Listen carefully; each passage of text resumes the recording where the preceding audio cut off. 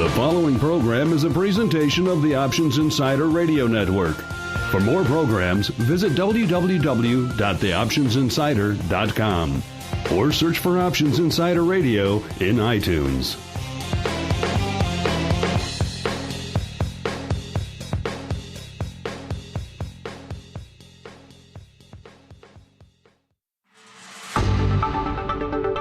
It's time for Volatility Views, the premier radio program for volatility traders.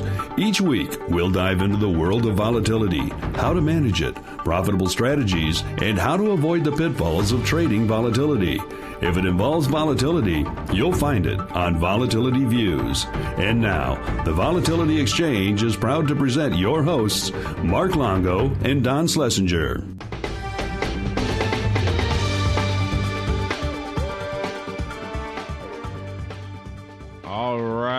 And that theme means it's time once again for Volatility Views, your home for all things volatility. My name is Mark Longo from the OptionsInsider.com, as well as the Options Insider Radio Network. And I am joined today on the old Volatility Views panel by a pair of regulars. It's just us today. It's kind of nice. We've had a string of fantastic guests, which has been just absolutely phenomenal for this show. But it is kind of nice to have a little bit of a break. We can just chat amongst ourselves today. And I am joined, as always, on the program by the dark side to my light side. There you go again, calling me the dark side. The degenerate premium seller of all degenerate premium sellers. Good old Don Sold to You Schlesinger from the Volatility Exchange. John, welcome back to the program. Thank you. Always happy to be here. I think we'll have some lively discussions as always, and try to keep our listeners informed about what's going on in the world of volatility. Whenever we all get together, the discussion is always lively. That's one thing you can count on this show. We never get into the dry weeds of, let's say, an old Louis Rukeyser Wall Street Week type of show. We definitely... Hey, you leave Louis Rukeyser alone. How dare you? Yes, speaking ill of the departed. He's yeah, wow. he is no longer with us, I do believe. So yes, I've deeply offended our other panelist for today. None other than Mark Easily Offended Sebastian from OptionPit.com. Mr. Sebastian, welcome back to the program as well. How did you know Easily Offended was one of my nicknames in college, Mark? You had quite the plethora of nicknames in college. I did. Well, I was friends to many in college back then. That was your other nickname, friend to many. Exactly. Some of our listeners had a chance to see Mark this morning. He had a spot on CNBC shortly after the opening talking about levels of VIX and levels of realized volatility, something that we actually brought up last week as well. And I hope listeners caught Mark's spot. Well, and that's going to be something that I think will end up being a trade with this Nasdaq VIX product. When you guys come up with your Nasdaq product, there is going to be a major trade between Nasdaq VIX and that VXEEM, and I think it's just going to be a lot of fun to trade all that. So I'm looking forward to that product. And tell you that much. Speaking of trading, let's dive into our volatility review.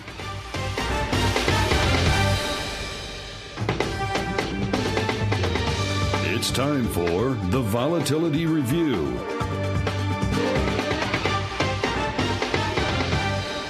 All right, and welcome to the Volatility Review, of the portion of the show where we look back and gaze longingly upon the week that was in terms of volatility.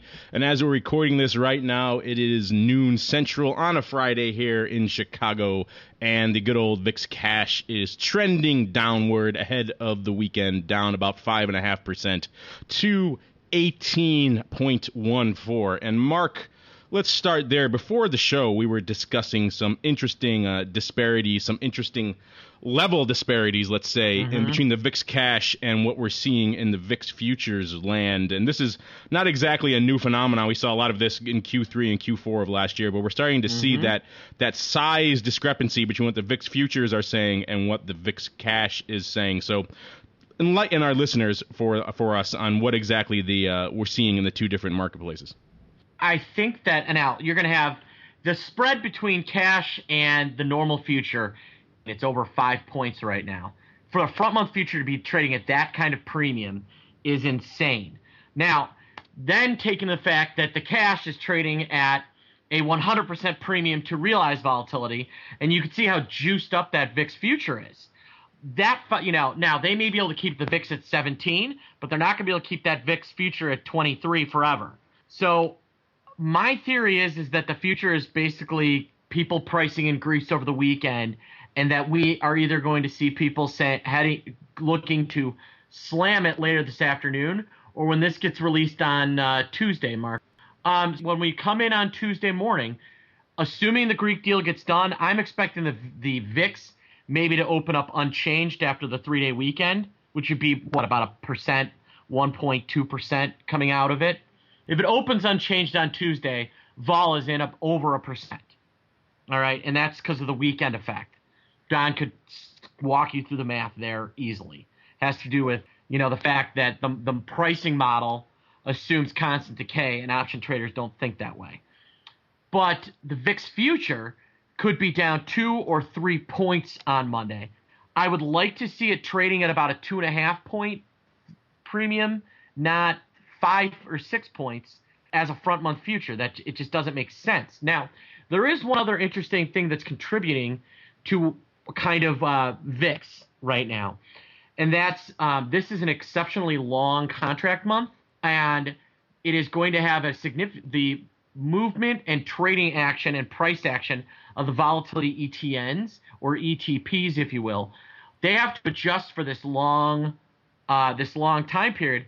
And so because of that, you're going to see a little bit reduction in daily volume, and you're going to see probably, part of what I think causes that front month and second month to really get so out of whack is that pressure from the ETNs rolling now.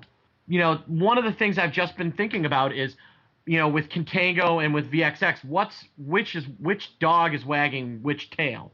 Are the VIX futures in Contango and thus VXX is getting slammed? Or is part of the VIX futures Contango caused by the rolling action of VXX and TVIX?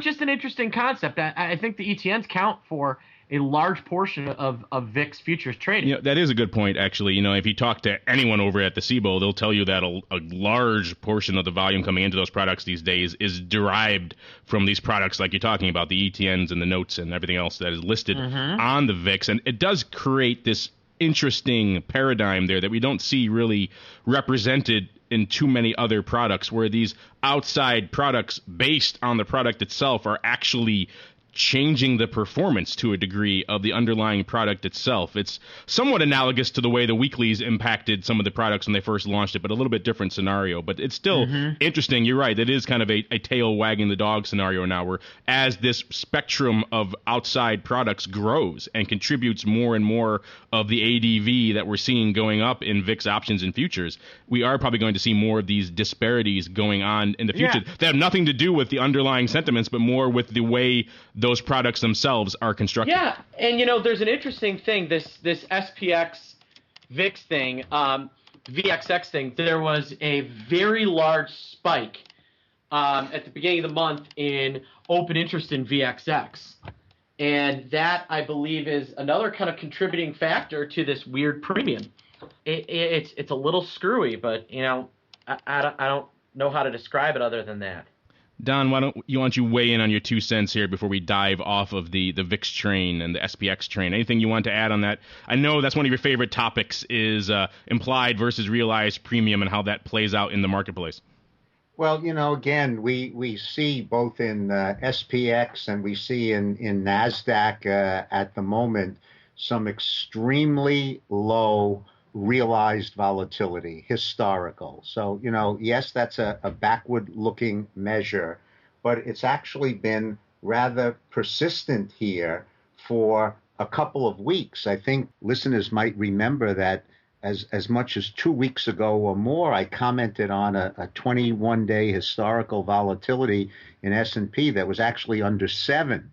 And although it's crept up to about 9 at the moment, we're still in single digits looking backwards. And yet the marketplace, whether it's VIX spot or VIX futures, are still trading in the 18 to 20, and as Mark pointed out, above 20 in terms of the futures. So, you want to say that something's got to resolve here. You're not going to have these 11-point differentials persisting over a long period of time. I was looking at a chart that's rather interesting, S&P back in the springtime. So it was, the middle of April, coming close to May, and we were at levels that were under 10 for a little while in historical or 21-day volatility.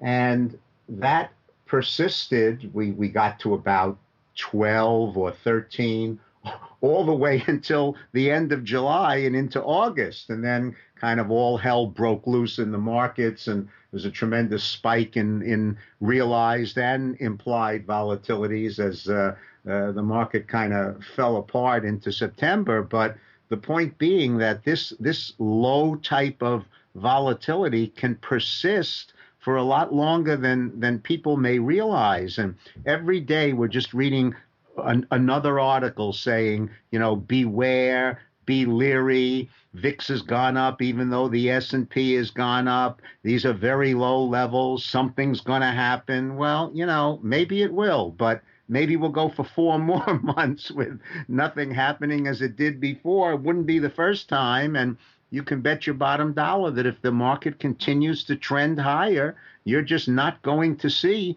higher volatility. I can't tell you what you're going to see in VIX because, it's tough to be in the business of guessing what other people are guessing.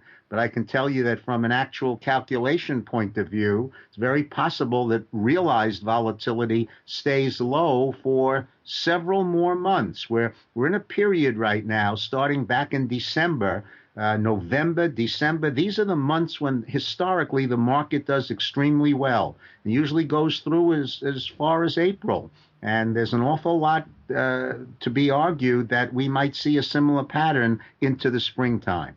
Well, thank you for that, Don. And you're right, it is a bit of a guessing game as you dive into the weeds there, that you're guessing someone else's guesstimate, and that becomes a bit of a challenging task, as many of our listeners have no doubt discovered as they've jumped into the VIXiverse, the VIX universe of products. And may I comment that it's a good thing that Don did not take a breath after he said, bet your bottom dollar, because I would have this close to breaking off into Annie. Would have been great. Thank you. And I think tomorrow. That's a first. I'll sell it tomorrow. You're always a sail away. There's our new theme song, Mark. We have to change the intro. We will. We'll have to cut that out and make that our new theme song. Our listeners just got a treat, a duet from Mark and Don. I don't know if that's a treat or a horrible, horrible shock to their ears. They'll let us know if we should stop singing. Someone right now is reaching desperately for his earbuds to pull them out. But yes, that was, wow, I'm still kind of a little bit shaken by that. Interesting nonetheless. Why don't we dive into the Eurovol while I recompose myself here? Mr. Schlesinger, what did we see over the past week in terms of Eurovol action? Very little, and, it's kind of what we're saying. It's contagious. It goes right from the equity into the currency, but, I have to report for the record that last week at this time we had a closing front month contract value of 1041, and I took a flyer on saying it might go a little lower, but it didn't. It's 1066 as of last night, so ever so slightly higher. But the real story is that Eurovol is really in single-digit territory as well, and we're actually at a price level right here that's come down from about 988. That's 21-day historical volatility, about 988 as of a couple of weeks ago, and now about 826 or so. So surely not much to talk about in terms of volatility there. And the front month contract has a realized volatility calculation portion that we call the partial vol of 9.13, and yet the contract settled at 1066 yesterday with the stub portion sort of hanging around in the mid 11s. So again, not quite as big a disconnect as I had pointed out the last couple of times. They have to start to converge a little bit more. But given all this single-digit historical action, I'll jump ahead to the crystal ball part and say that more likely than not, we're still going to see somewhat lower levels in the contract portion.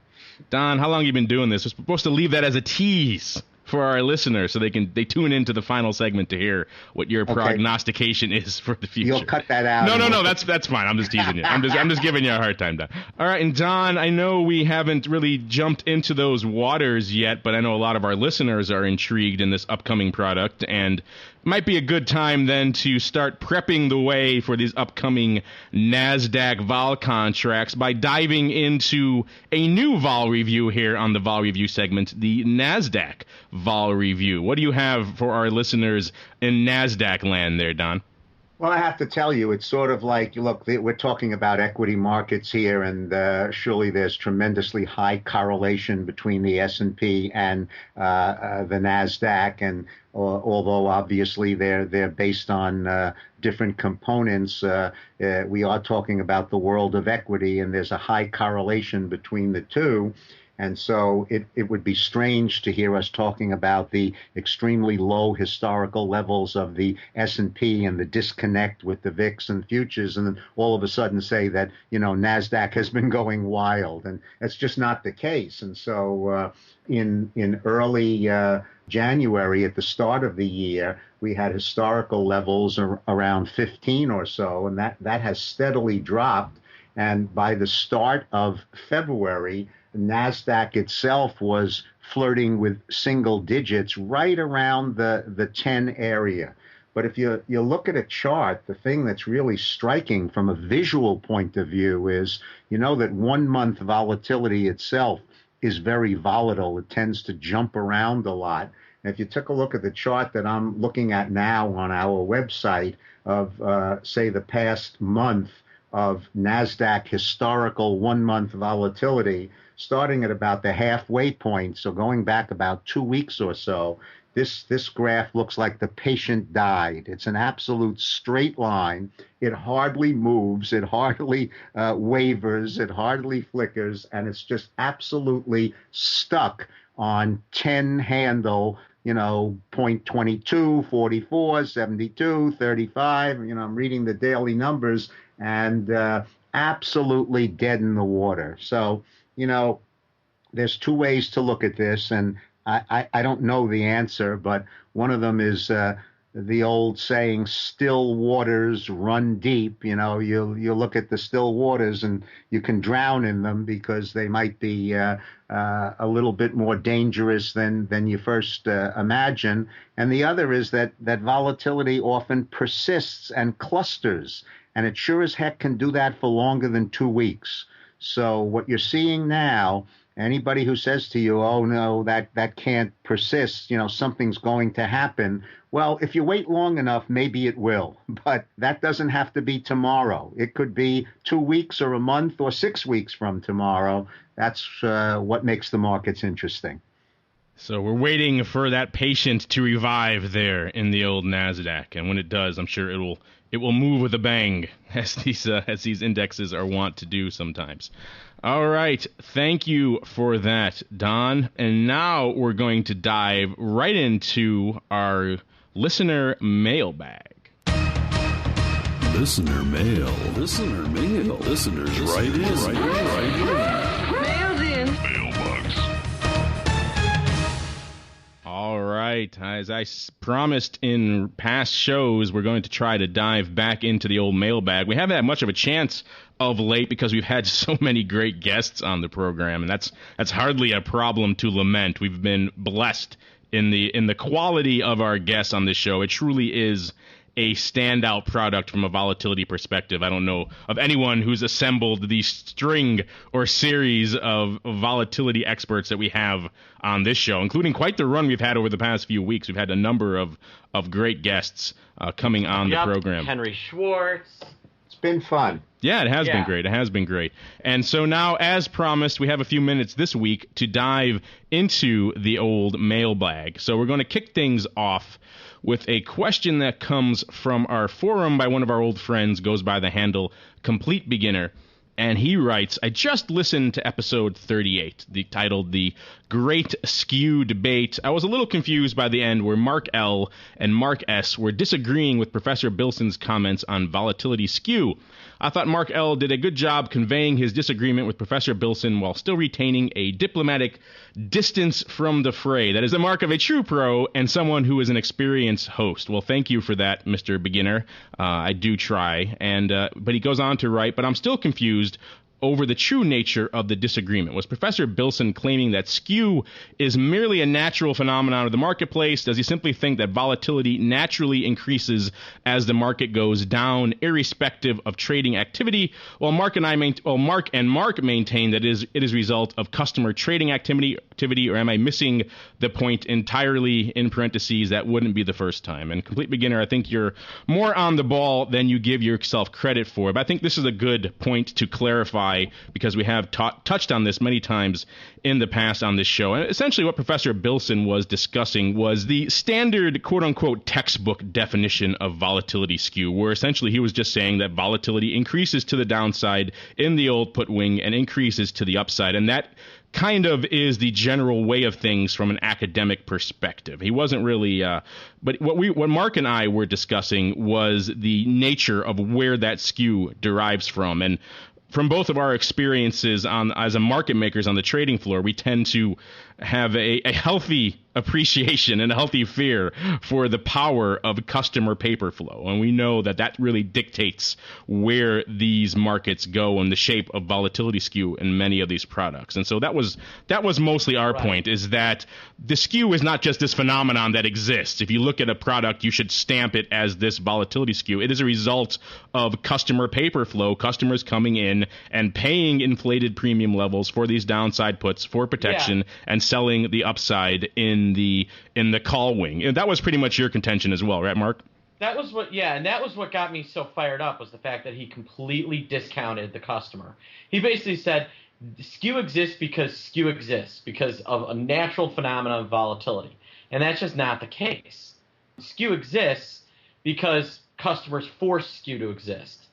And that's where, he and I maybe got into it. Maybe I got a little more heated than Mark Longo did. I am Switzerland, sir. But it's just, And that was kind of the major point, was that he was basically like, even if there were no customers, skew would exist. And that was kind of the stance he was taking, that it's just this thing you slap on a product and there you go, skew will exist regardless of other external factors. And you can look at that, you can see this exemplified, the impact of paper flow just by looking at different products with different skews. I mean, if you look at two different products, are not going to have the same shape skew because of the paper flow in those products, and a typical point we see reflected across, let's say, some very large, widely held S&P 500 type stocks, is that you tend to see a large amount of institutional paper flow coming in from large pension funds and mutual funds writing a ton of calls because they're all long the underlying and buying puts against it. So you tend to have a very aggressive skew in that sense, where the upside call wing is typically flatter than, let's say, a smaller, less liquid name, and the downside put wing is typically more bid up. Of course, that depends on the product, but that's in general the type of case, and that is a direct result of the paper flow. So, it's hard to really disassociate one from the other and say that skew is just this phenomenon that exists. And there are some academics and others out there who also tend to espouse these psychological principles underpinning skew, that as the market moves up, people are more relaxed and happier because they're all long, and as it goes down, they're more cautious and fearful because they're all long. But of course, again, that's reflected in the paper flow as well. Oh, sorry, Don. Go ahead. Well, I just wanted to also put this in somewhat of a historical perspective, because it's worth noting, it's not the first time I've mentioned it on the show, but I do think it's important to reinforce what you guys have just said, and also to at least look at it from the academic's point of view and maybe try to summarize. Options were listed and created for the first time in 1973 just on calls. Took 4 more years to list puts in 1977. Before that, there were warrants that traded over the counter and what have you. The fact of the matter is that some reasonably intelligent people traded options for 14 years before the crash of October 1987. And during that entire time, there was absolutely no skew whatsoever. Options traded for 14 years, and we've mentioned it before, with what was called a smile, and it was symmetrical. And volatility was reasonably flat with little upturns on the downside, way out of the money option puts, way out of the money calls, basically because, anybody would pay a teeny for a lottery ticket. And October 87 changed all of that, and the skew was born. And all of a sudden, people realized that dynamic replication of puts through trying to trade futures and trying to keep up with certain levels of the market and where you would sell futures dynamically during the day broke down on the day of the crash, and people lost considerable amounts of money. And they realized that the only way to have absolute ironclad protection, where you knew ahead of time that you had the insurance policy in the drawer, was from owning out-of-the-money puts to protect an equity portfolio. And so the demand was created, and the sellers weren't stupid. They saw that they could increase premiums and that the demand would still be there because of the need that we just discussed, and the skew was born. And so when you take a look at market dynamics and the academics and their papers, they don't look at that and they don't discuss that. They discuss the downside volatility and how markets move, and if we were to drop to that level, volatility would surely increase and therefore we ought to be there. The fact of the matter is that that is certainly not untrue, that downside volatility is slightly higher than upside volatility, that if the market were to suddenly drop precipitously today or any other day, options would be trading at implied volatilities that are certainly higher than what the at-the-monies are right now. But my case has always been, and I think the two of you will agree with me, that from a mathematical point of view, that argument alone cannot justify the levels of skew. And as a result, what you really have here is sometimes people talking at cross purposes. It's not fair to say to the academic, you're wrong. Everything that you're writing about, it's not like that at all, because that's not really true. But and that's not what we're really saying. That's right, I know. But what the academics are missing is that you cannot take a look at this phenomenon in the marketplace and fully and completely explain it by any kind of mathematics alone. And so all of us agree, Mark Longo, Mark Sebastian, and I, that this shape that the skew takes and the premiums that are commanded by the below-the-market puts was born of the crash and of the necessity for the vast majority of, equity traders and portfolio managers who are naturally long stocks to protect with options and to have those sleeping puts, as we call them, sleep well at night in the drawer. So the truth lies in a combination of the two. And I think what Mark Sebastian was pointing out rather passionately to Professor Bilson was, if you try to explain the skew by just the mathematical explanations and you leave out this whole market dynamic, you're really missing a good part of the picture. So that's the fairest way that I can describe Don, it. you are, as always, egalitarian and fair to a fault. I like that. Sleeping puts. Sleeping puts. I like that terminology. We might have to appropriate that for a segment of the show, or perhaps a title here or there. I like it. But yes, and in keeping with our mailbag theme, we're going to cram in as many as we can this week. We're going to jump onto another question coming in from our forum. This one is posted by Edge Player, and he writes about Don's comments on volatility. And he asks us, during the last Volatility Views show, Don made an insightful comment on how the euro's price is climbing in an orderly directional fashion, but volatility measures as a low value, which can be misleading to traders. Now, Don didn't elaborate on how some volatility statistics are limited to the variability of returns versus absolute returns. Can you please continue with this topic to discuss how common volatility measures may not always reflect some types of price movements and what traders should look at to ensure that they get the whole picture? And thanks for a great show. We already have enough options forums for beginners, so keep your show topics at an intermediate to advanced level. Gives you a distinction that listeners like me greatly appreciate. Well, Edge Player, first off, I'm very glad that you appreciate the fine line that we walk on this show. As we've said earlier, we had a great string of guests that pretty much is unparalleled from a volatility perspective. I've never seen a show put on that array of consistent quality of guests, and the topic levels we try to bring up on this show are certainly above the bar of a typical introductory to volatility type program. That said, we do also try to make it moderately accessible, at least to the intermediate level, so people are not completely terrified off by some of the topics we dive into. We do sometimes dive into the weeds a little bit here, but we know that our audience, they will usually rise to the challenge if we talk over their heads a little bit. We have a committed audience. So we thank you very much, Edge Player, for your appreciation of that. It's nice to know that someone out there appreciates that fine line that we walk on this program each week. Well, I think one of the major issues is everybody assumes that the general public wants to be continued to be assumed stupid. And Mark and I and Don, for sure, are very against that approach. We feel it's really important to challenge you guys to understand things. Part of the reason why we enjoy doing this podcast so much is because we feel like, unlike a lot of other content out there, we are really educating people and making them really aware of not only what kind of topical issues, but things that, maybe they didn't know.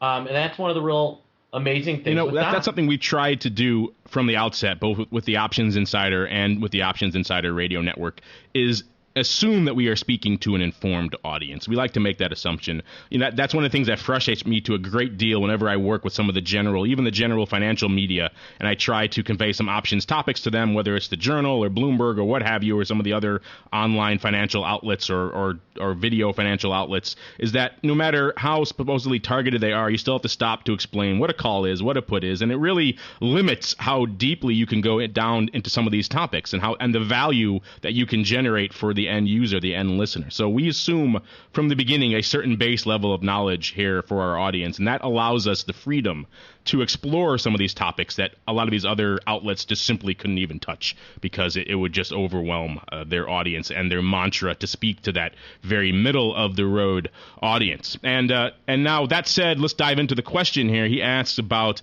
some of the movements that Don was discussing in the euro over the past few weeks and how we've discussed that from a volatility perspective and which different models accommodate that and which don't. And you're right, Edge Player, what we've seen in the euro has kind of been this slow, steady, continuous movement to the upside in some short, small, discrete movements, and that tends typically to not be overall additive to volatility. There's this assumption out there by a lot of customers and traders that a large price move indicates a corresponding large move in volatility. And while that is often the case, that is not always the case, and that's exactly what we saw in the euro.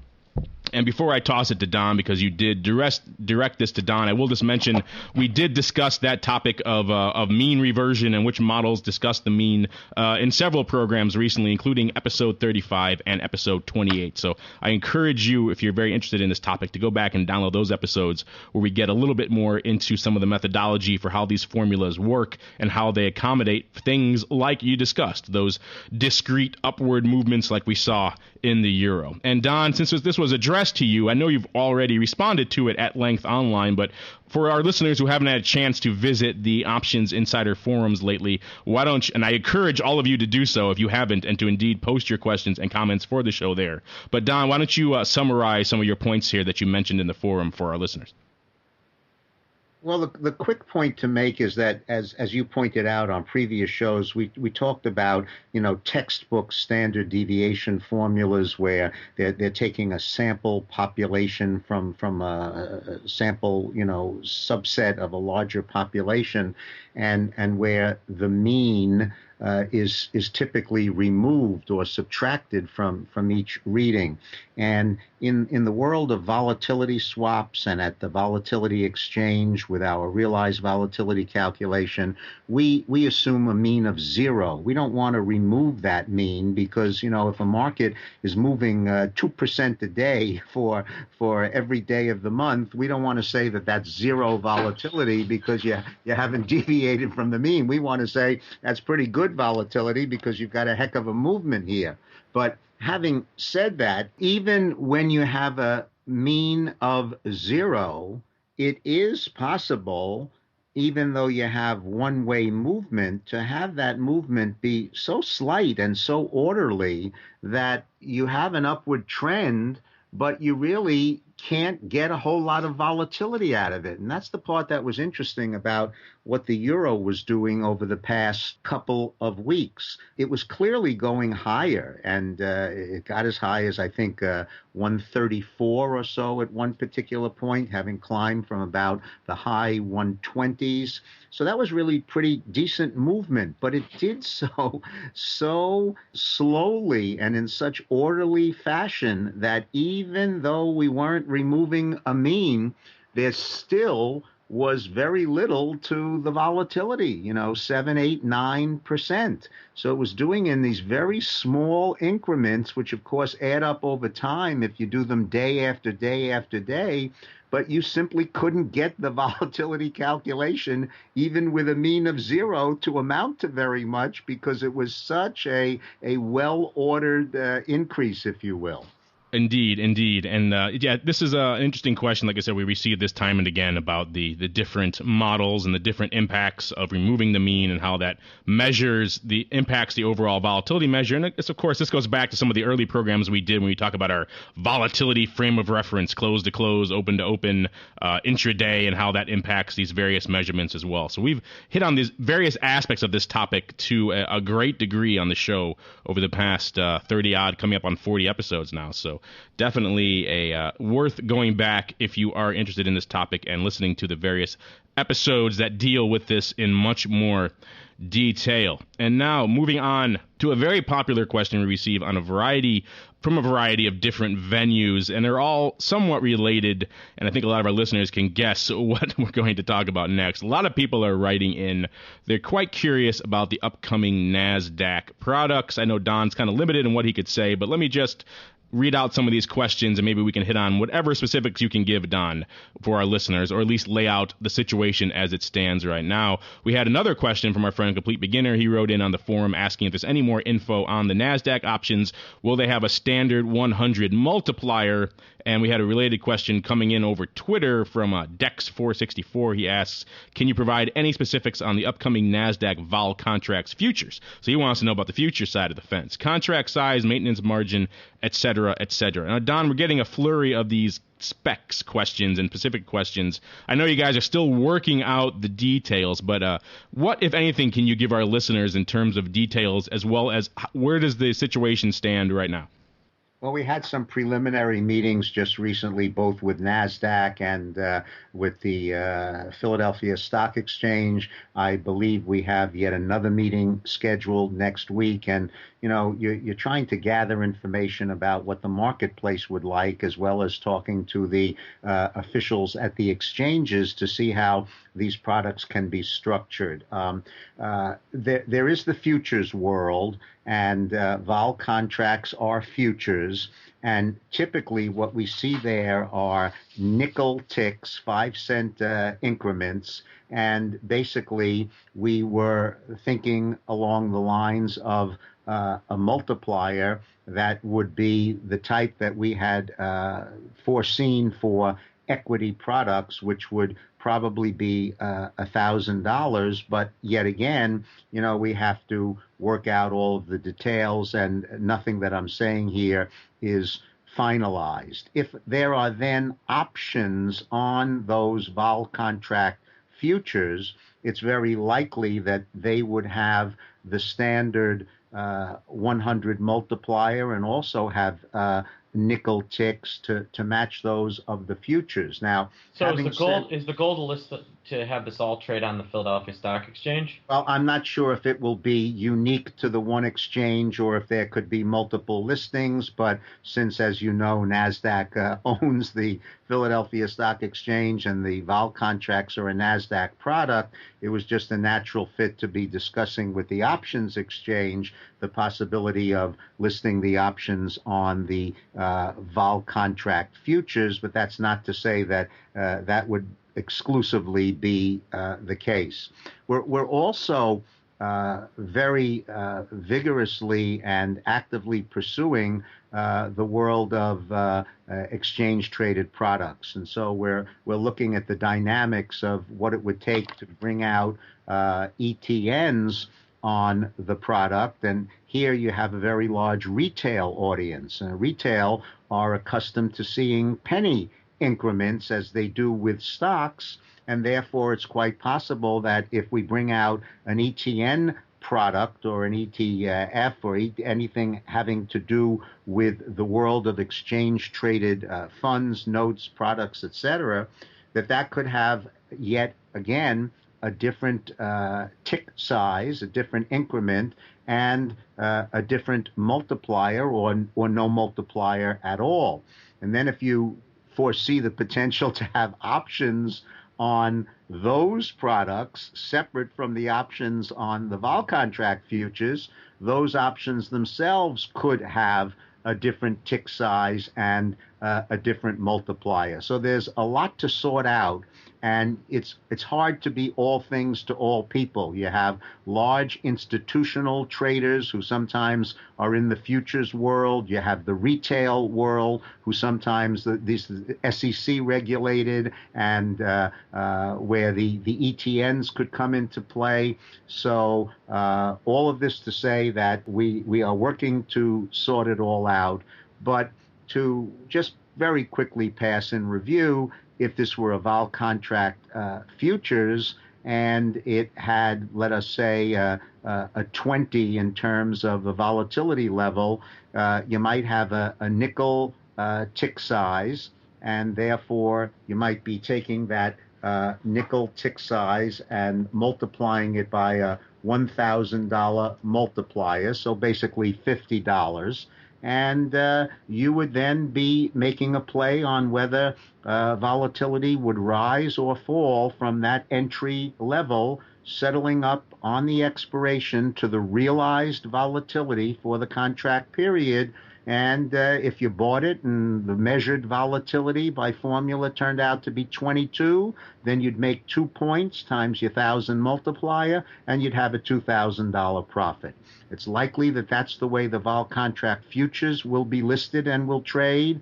And again, we're kind of sorting out what might happen on the SEC retail side if we go into ETNs as well, which we hope to do. There you go, listeners. You heard it straight from the horse's mouth. So you can stop asking me now about what the specs will be for these contracts coming up. It sounds like there will certainly be a Heinz 57 variety to choose from on the between the options and the futures and the ETNs, ETPs, and the options on those. It's quite the myriad of offerings for people to choose from. Pennies, nickels, thousands, multipliers, typical 100 multipliers, all the way across the board. So it sounds like there will be a size to fit you if you are interested in trading the Nasdaq contracts. Well, thank you for. What we're going to try very hard to do, and I don't have to tell Mark Sebastian as a trader that there's a synergy between and among these products. We know that if you're a futures trader and you're looking to lay off risk, you often look at the options market. You might even look across to the ETNs for some kind of arbitrage. You might eventually look, as Mark has suggested, at VIX and try to trade off implied volatility against realized volatility. But we at the Volatility Exchange recognize that if we're trying to drive volume and interest as many players as possible from all realms of the spectrum of the marketplace, then it really behooves us to try to bring out all of these products so that people can do spreading, so that they can look at arbitrage, so that they can lay off risk, and not just speculators, but hedgers, market makers, portfolio managers. It really makes sense to offer the full array of products. They may not all be able to be brought out simultaneously. Sometimes you have to wait a little while for the market to mature and then bring them out sequentially, but it's definitely our goal to try very hard to offer the full array of products. All right. Thank you for that, Don. And I'm sure a lot of our listeners are looking forward to seeing that full array coming up on an exchange near them very soon.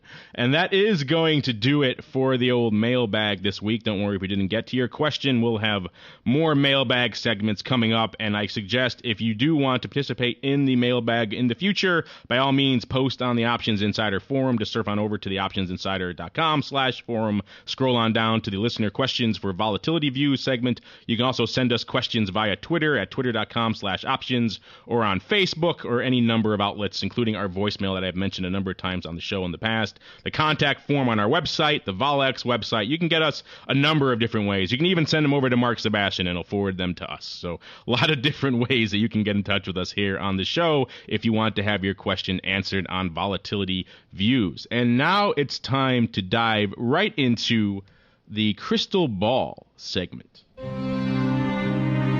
And now we take a look at the crystal ball.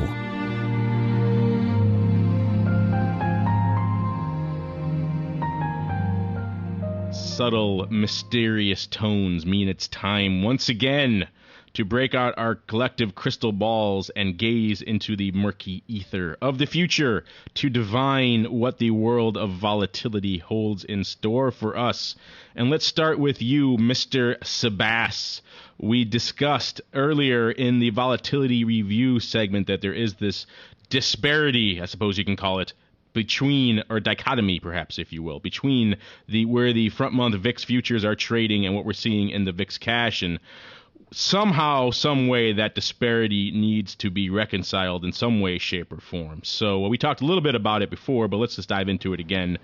Which way do you come down on how that disparity will unwind? You think VIX cash is going to pop? You think front month VIX futures are going to come off?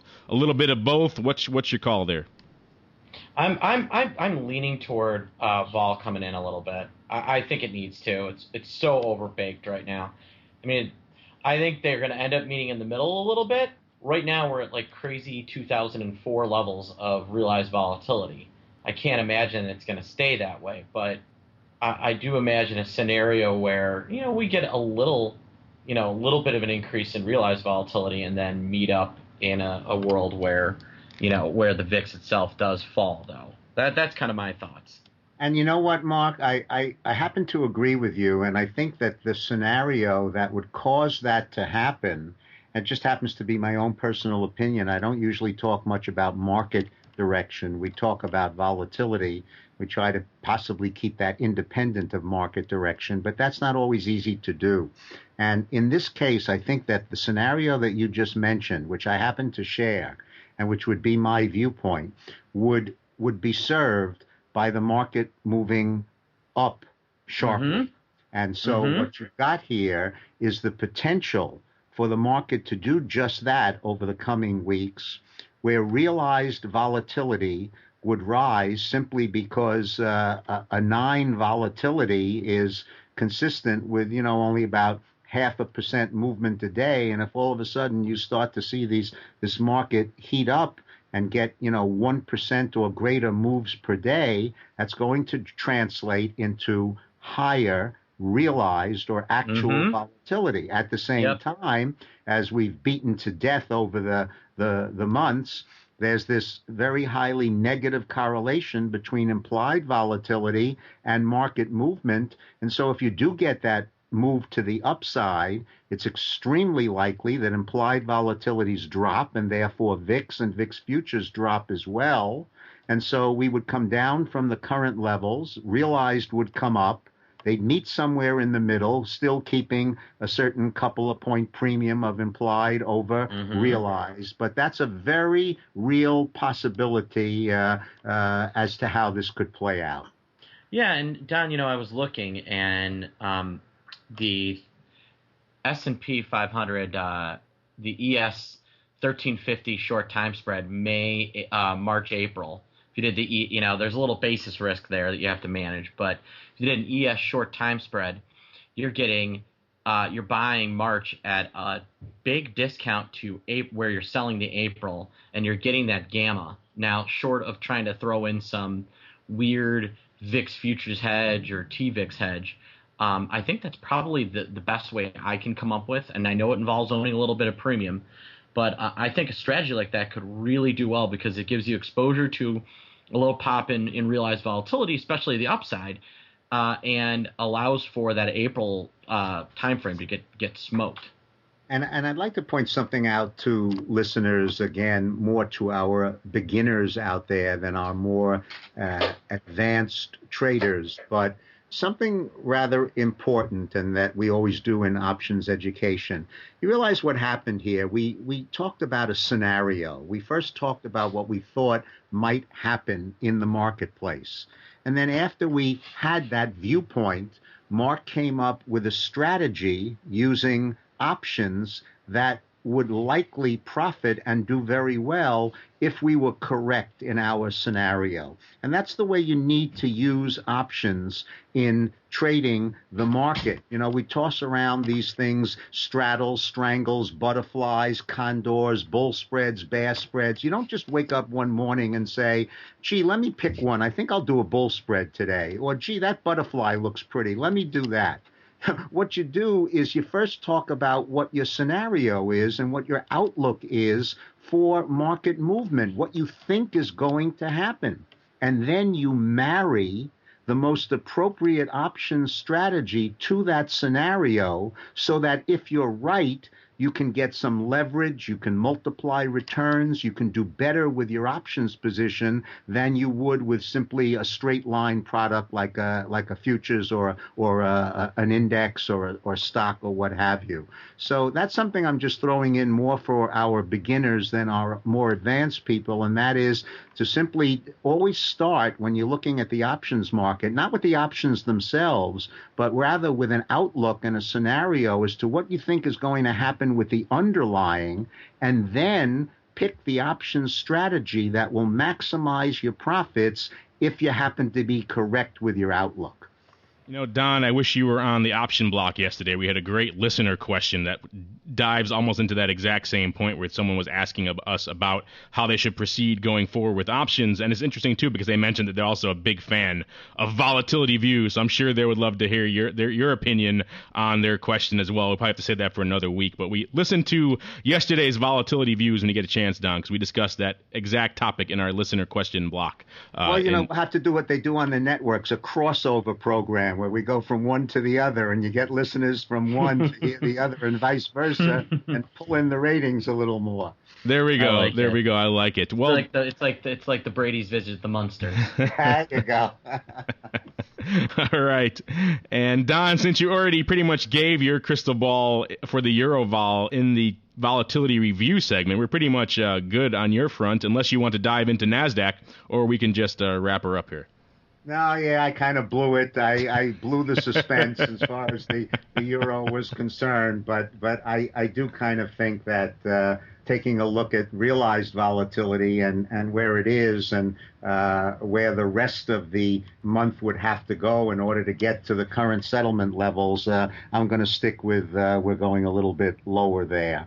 Again, as far as Nasdaq, I think Mark and I kind of covered it. It may not play out over 1 week, but over the weeks to come, I would go so far as to say that, yes, I think the market is going higher, but it may do so in slightly more, I won't say violent fashion, but with larger movements than we've been having. That may pull realized up even as implied would come down. All right. Thank you for that, Don. And that is going to do it for the old crystal ball segment. And that's also going to do it for this episode of Volatility Views. I, of course, want to thank everyone who wrote in today, as well as those of you, Don and Mark, who joined me on the old panel today. And starting off with you, Mr. Sebastian, what is coming up in the land of Option Pit that may interest or intrigue our audience? I, in conjunction with Price Futures Group next week, will be doing a presentation on Bill Fralick. We're going to be going through gold. So we're going to be looking at gold futures, silver futures, and platinum futures, talking a little about the GVX and the GVZ, talking about some option plays, and kind of comparing physical versus the future versus the ETF. It should be a lot of fun. It sounds like a ton of fun. Our listeners should check that out if they're interested in all the action going on in the land of the metals these days. And speaking of action, Don, what is going on over at volex.us aside from the ongoing process of setting up and establishing the Nasdaq products? I'd actually like to just quickly bring up a feature or an aspect of the website that perhaps is underutilized by some of our listeners. It's not a new feature, but it's one that I think is really very, very well done, and that is maintained by our webmaster, Norm Wattenberger. And because today's episode was very much in terms of education and, information, I'd like to point out the Volatility Library, which is part of the resources pull-down menu, and the fact that each week we highlight some of the most interesting papers and studies on volatility, and a second section that's simply called Volatility Links in that same resources pull-down menu, where there are literally hundreds of the kinds of papers that we've talked about and referred to, as well as magazine articles, online articles, courses that are being offered. It's really a spectacular source of volatility information.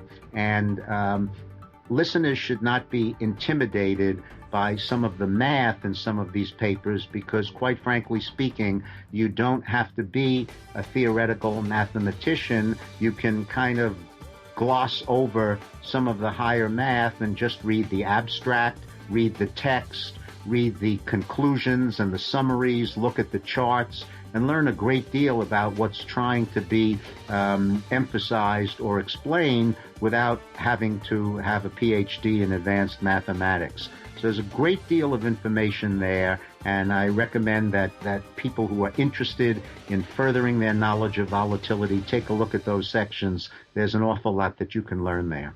Yeah, I think you can get an honorary PhD in advanced mathematics if you spend some time on the Volex website. That's all right. Thank you for that, Don. And of course, listeners, if you want to learn more about any of the topics we discussed on today's show, or check out any of the back episodes that we discussed on the show today, or any of the other topics that relate to the world of options, and by all means, surf on over to theoptionsinsider.com. You can leave your questions or comments for the show, read some education, analysis, unusual activity, breaking news, etc., etc. And of course, you can also listen to all of the programs here on the Options Insider Radio Network. So with that, all of us here on the Vol Views show want to thank all of you out there for downloading and streaming and subscribing to this program and making it such a success. And we'll see you next week right here on Volatility Views.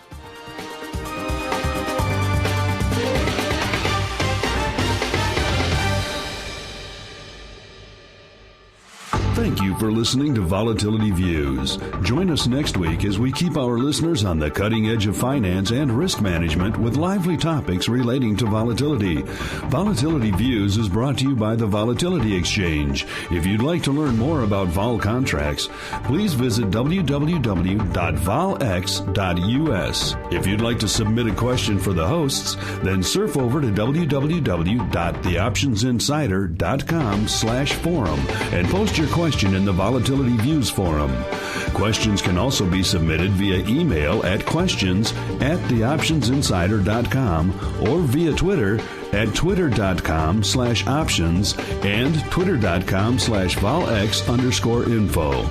Facebook users can submit their feedback via the Options Insider and Volatility Exchange Facebook pages. Voicemails are also welcome at 312-544-9356. Thanks again for listening, and we'll see you next time on Volatility Views. The views expressed on this program are not intended as investment advice and do not constitute an offer to sell or a solicitation of an offer to buy any securities or other financial instruments and may not be relied upon in connection with the purchase or sale of any security or other financial instrument. The opinions presented on this program represent those of the speakers and do not reflect the views of either the Options Insider Incorporated or the Volx Group Corporation. The preceding program was a presentation of the Options Insider Radio Network. For more programs, visit www.theoptionsinsider.com/radio or search for Options Insider Radio in iTunes.